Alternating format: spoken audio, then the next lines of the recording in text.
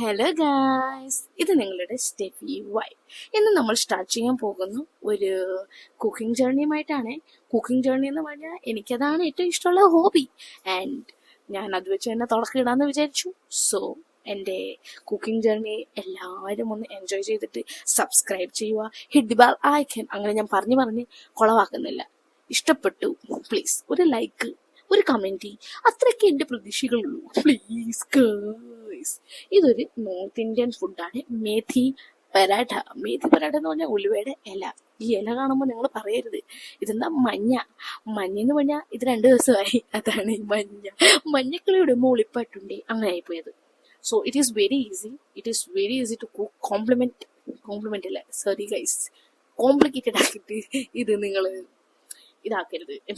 എൻ്റെ മലയാളം എങ്ങനെ ഉണ്ടെന്ന് പ്ലീസ് കമൻറ്റ് ഗോയ്സ്. ഇത് ആലു പരാട്ട പോലെ കുത്തി എടുക്കുക അങ്ങനെയൊന്നുമില്ല. Easy to cook, easy to eat.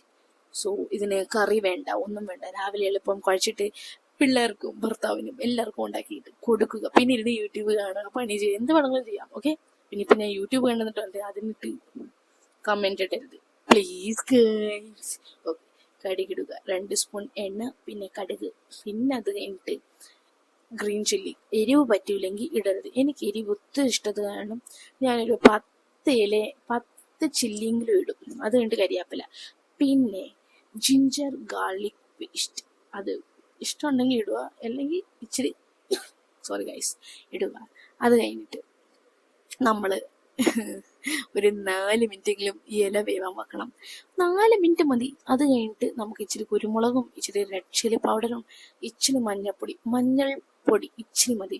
അത് എടുത്ത് കുളവാക്കേണ്ടിട്ടിട്ട് അത് കഴിഞ്ഞിട്ട് ഇച്ചിരി ആറാൻ വെക്കണം. കാരണം ഞാൻ എത്ര ഇല ഇട്ടത് ഇപ്പം കണ്ടോ, ഇച്ചിരി കാണുമേ ഉള്ളൂ. പിന്നെ ഈ cup is the main cheat എൻ്റെ ഇതിനകത്ത്. ബിക്കോസ് അമ്മ എപ്പോഴും പറയാറുണ്ട്, മോളെ ഈ അളവാണ്. ഞാൻ കല്യാണം കഴിച്ച് പോയപ്പോഴും ഞാൻ ചിന്തിച്ചു ഈ കപ്പ് കൊണ്ടുപോകണം. ബിക്കോസ് ഈ കപ്പിലെ എനിക്ക് അറിയുള്ളൂ ഗൈസ് അളവ്. അതുകൊണ്ട് 3 കപ്പ് ഞാൻ എടുത്തു.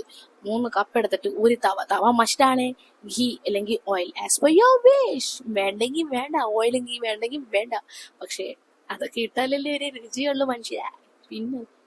പിന്നത് കഴിഞ്ഞിട്ട് നല്ലോണം കുഴയ്ക്കണം. ഇത് ഈ വെള്ളം കൂടിയിട്ട് ഇങ്ങനൊന്നും ചെയ്യരുത് പ്ലീസ് ഗൈസ്. നല്ലോണം ഇളക്കി കൂട്ടിയൊക്കെ ഉണ്ടാക്കി ഞാനൊരു ചപ്പാത്തി ഉണ്ടാക്കി കഴിഞ്ഞു ഗൈസ്, കഴിഞ്ഞു.